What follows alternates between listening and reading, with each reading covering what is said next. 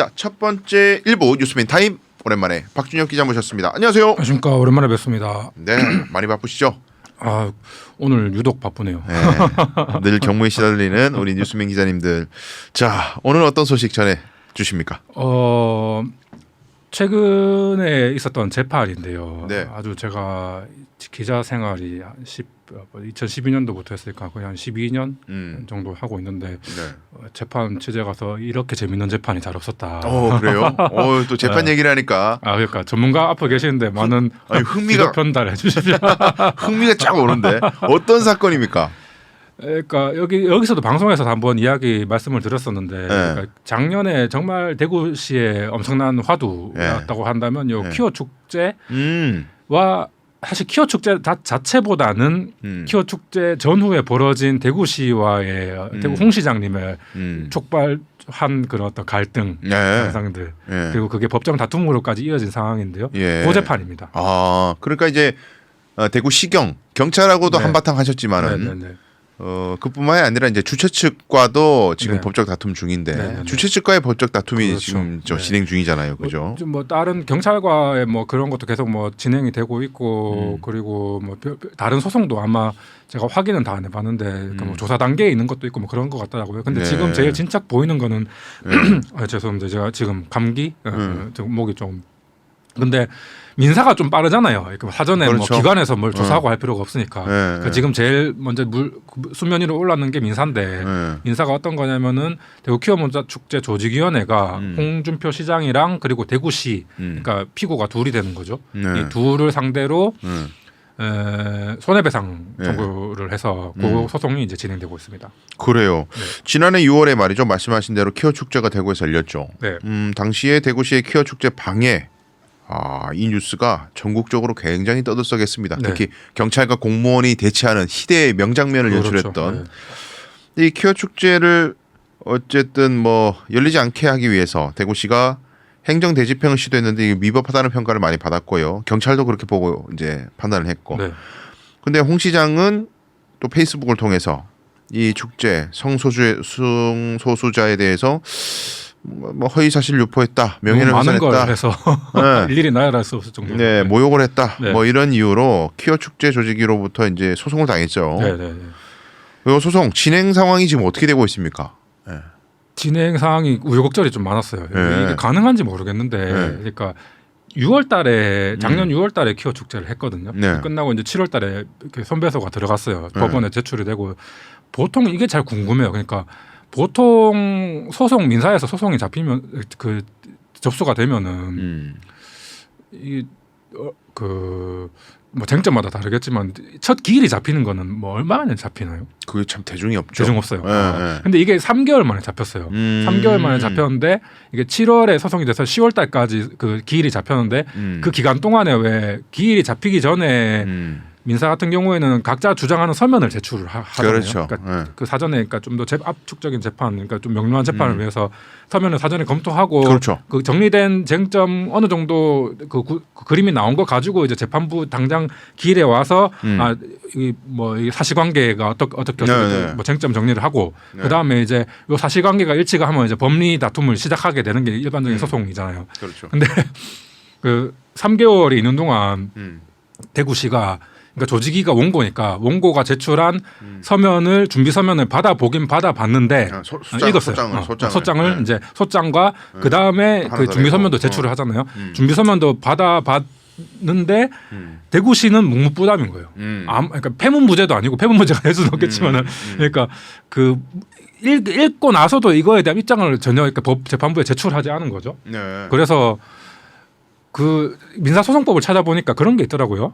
그 민사에서 재판에 진행될 때 한쪽이 그러니까 서면도 안 내고 아무런 입장이 없을 때 그거는 청구 취지에 동의하는 것으로 뭐 간주하는 식으로 해서 이렇게 무변론 판결을 할 수가 있도록 되어 있는데 그래서 이게 10월달에 무변론 판결을 하기로 재판부가 이제 무변론 판결 기일을 잡았어요. 선고기를 잡은 선고기일, 거죠. 네. 선고기일을 잡았는데 이제 선고기일이 잡히니까.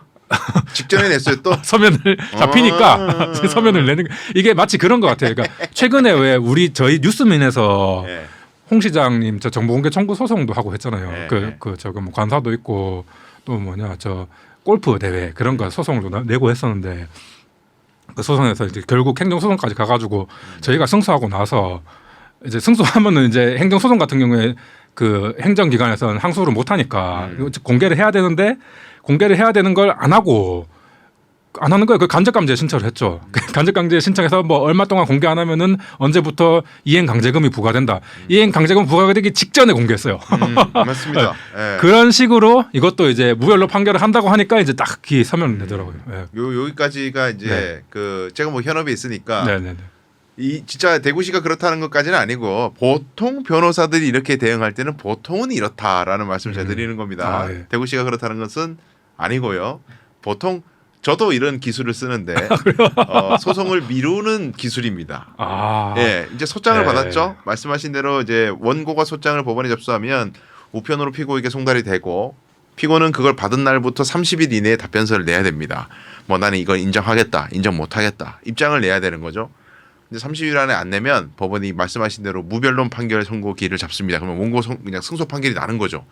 근데 이게 선고기일을 바로 그날 딱 잡는 게 아니라 뭐 한 달 뒤, 뭐 3주 뒤 그렇죠, 이렇게 그렇죠. 잡아요. 예.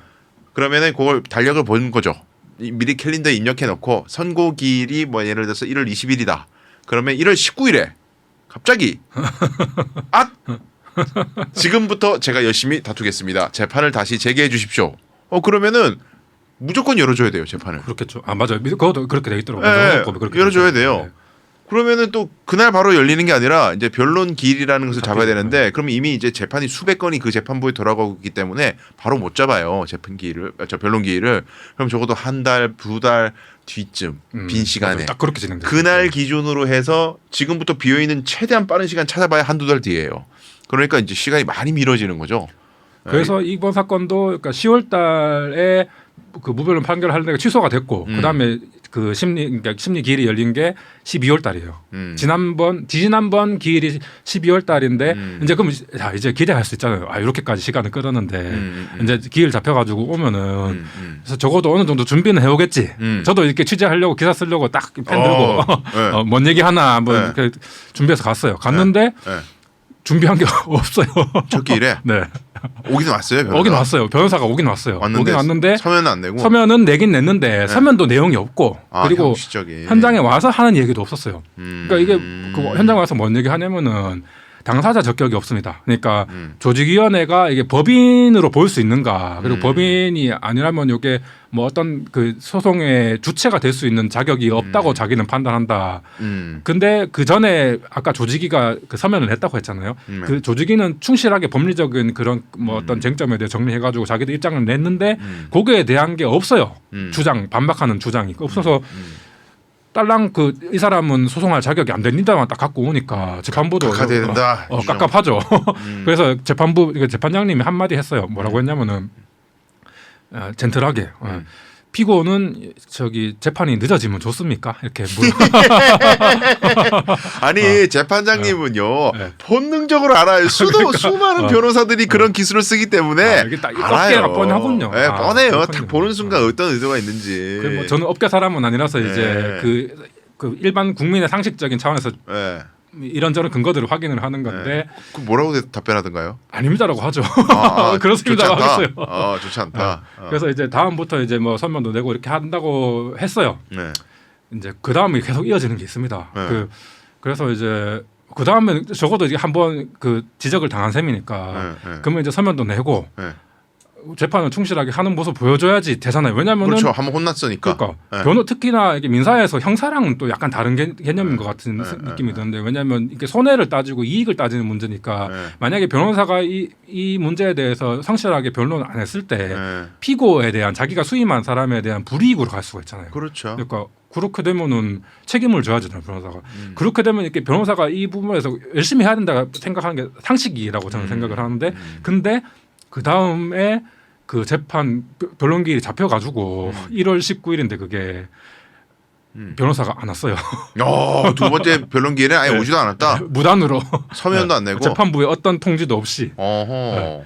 저는 그 미리 와 있었죠. 아 이제부터 이제 좀 진행되겠구나 하면서 이제 기대하고 또 펜이랑 이렇게 들고 이렇게 기다리고 있었어요. 열심히 적어야지 하면서 기다리고 있었는데 안 오는 거예요. 벌레벌떡 이제 대구시 공무원이 와가지고 변호사가 연락이 안 됩니다. 이야. 그래서 이제 그때에 이제 그 재판부가 뭐라고 했냐면은 아 이거는 성명 준비 명령을 하겠습니다. 그러니까 그 강제적으로 물어본다는 겁니다. 네, 그거를 그 입장을 표명하도록 몇월 며칠까지 뭘 내라. 그렇게까지가 이제 경과였고 이제 그 재판이 끝나고 나가서 공무원한테 물어봤어요. 아니 어떻게 된 거예요? 하니까 자기가 그 핸드폰을 딱 보여주면서 이렇게 제가 전화를 이렇게 많이 하고 있는데 안 받습니다 이런 거예요. 이런 걸 봐서 희한하네. 이런 제가 이런 경험이 처음이다 보니까 과연 이게 누가 잘못인가? 아까 말씀한 것처럼 변호사가 그 수임 자기가 의뢰받은 입장에서 그 직업 윤리라는 게 있을 텐데 그거를 깡그리 무시하고 이렇게 나오지는 않을 것 같은 그런 것도 들고 근데 또 그렇다고 그러면 그 저기 뭐 전화까지 안 받는다는데 모르는 거죠. 그러면 누구의 어떤 그런 건가? 누가 어떤 생각인가? 근데 이런 거 보통 어떻게 생각돼서 지금 상황까지 보면 그러니까 일단은요. 보통 이런 일이 사건에서 만약에 있다 이런 모습들이 보인다 그러면 대개는 어떤 경우냐면 변호사가 아직 입금을 못 받았을 때 그렇습니다. 네, 선임계약서는 작성했고 이제 빨리 일을 해달라고 해서 뭐 급하게 해줬는데 착수금이라는 표현을 쓰잖아요. 변호사 비용을. 착수라는 말은 이 돈을 받아야만 일을 시작하겠다는 의미거든요. 그게 뭐 400만 원 500만 원 이렇게 받는데 그 돈을 입금이 안 된 상태에서 일단은 먼저 일부터 해달라고 요구하는 의뢰인들이 가끔 있어요. 근데 이런 경우에 변호사들이 본격적인 일을 하지 않는 것이 일을 해놓고 돈을 안 주겠다고 하고 그냥 나 사건 안 할래요 이래버리면 쓸데없는 비용과 시간이 지출되니까 변호사들이 일을 안 합니다.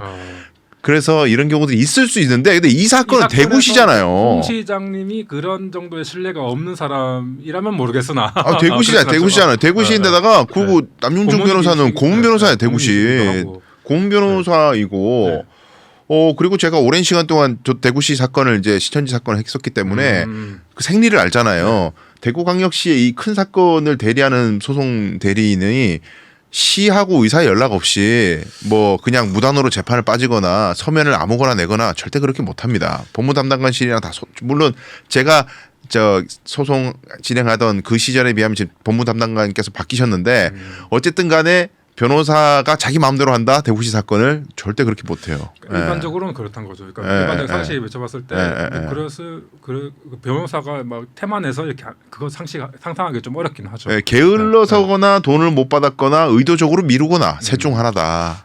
후자 쪽이 좀 가능성이 있지 않을까 그냥 세 번째. 그래서 이게 이 변호사님은 어떤 분이신가 제가 궁금해가지고 검색을 좀 해봤어요. 남윤 그게 혹시 이름이 뭐 상관없죠.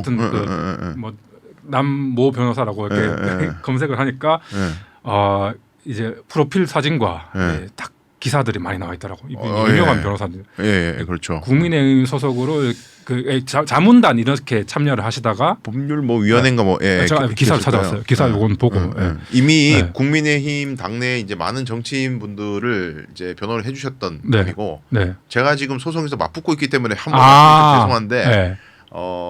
지금 대구시 MBC 사건에 지금 그렇군요. 소송대리죠.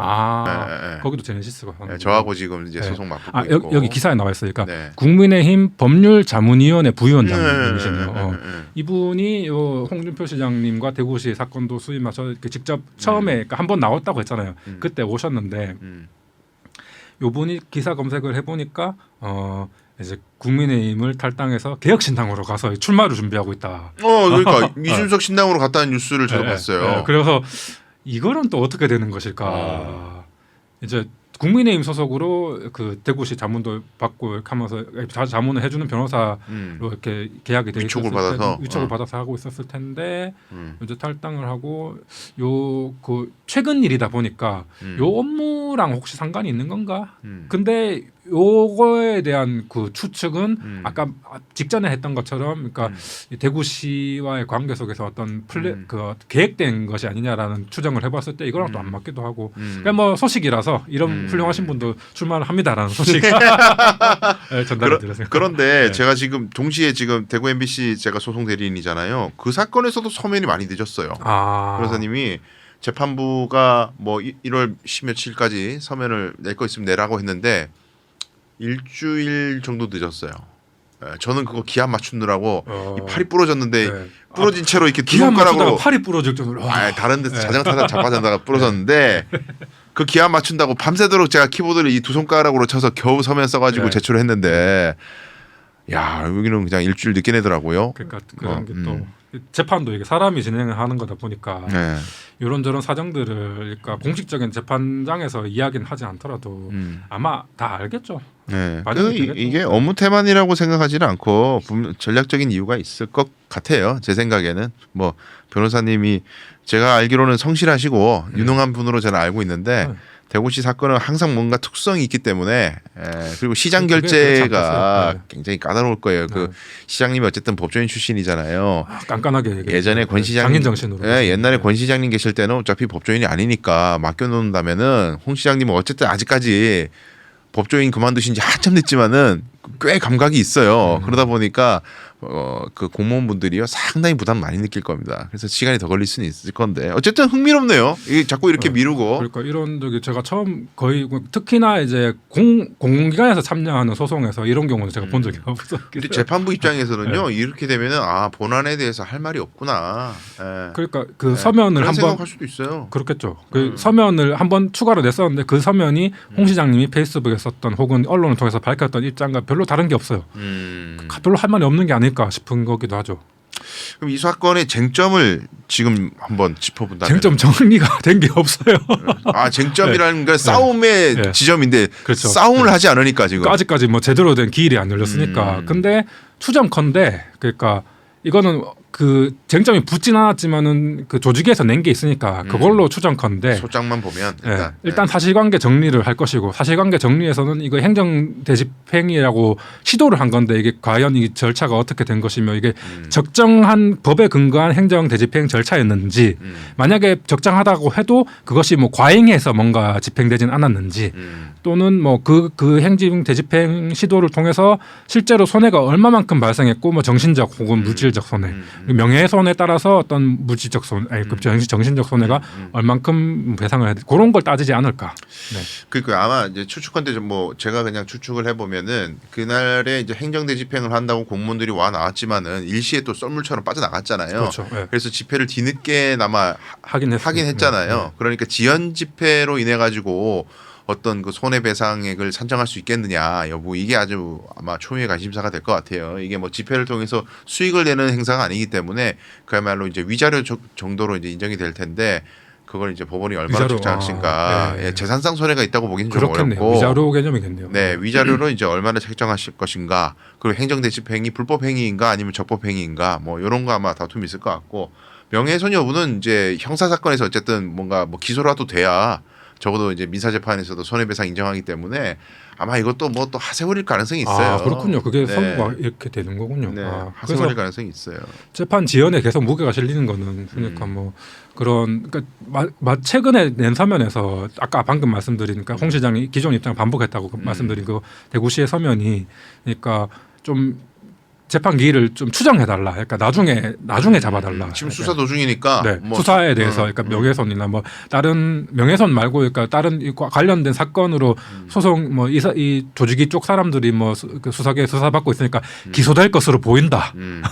요거 기소된 거기 때문에 기소 결과를 받아보고 그 소송을 진행할 수 있도록 추정해달라 이런 것도 주장하고 있어서. 그러니까 이 사건의 함의를 제가 생각해 보면은 이게 민사 사건이지만은 여기서 법원이 이제 손해배상액을 인정하려면은 대전제가 행정대집행위 위법했다라는 걸 인정해야 되거든요.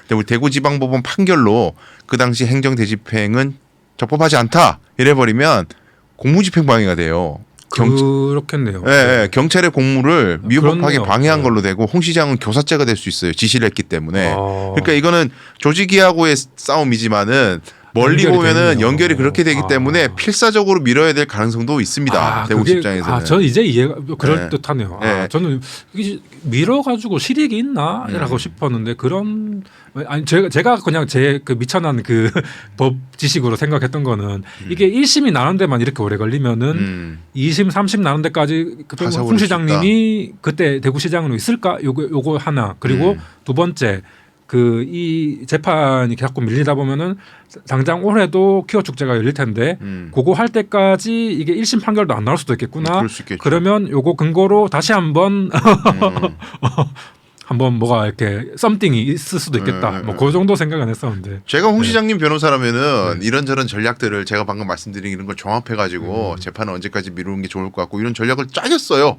제가 변호사라면. 그 훌륭하신 변호사님들이 아무 생각 없이 소송할 리는 없을 것 같고. 업계 그러면 업계 그 뭐라고 뭐 어디가 비판 지점이 될까? 업계의 윤리와 그리고 그거를 활용하는 시의 어떤 그런 건가요?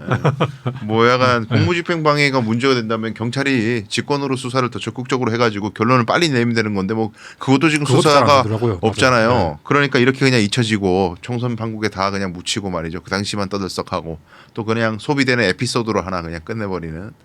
그럴 수가 없는 사안인데. 그러니까요. 구경하는 기자는 뭐 기사거리는 많습니다. 그래요. 하여튼 지금 이 사건은 어쨌든 제가 뭐 함의를 한번 짚어드렸는데 제 의견에 동의하지 않는다면 대구시에 반론이 있을 것으로 기대를 하고 한번 그거 인터뷰 한번 해주십시오. 좋습니다. 우리 한번, 예, 뉴스미는 아직 취재 거부 안 당하고 있으니까. 뭐 당하는 건지 안 당하는 건지 잘까지 하긴 하지만. 그래요. 기자님 오늘 고생 많으셨고 다음에 또 좋은 소식으로 찾아뵙겠습니다. 네, 감사합니다. 고맙습니다. 네.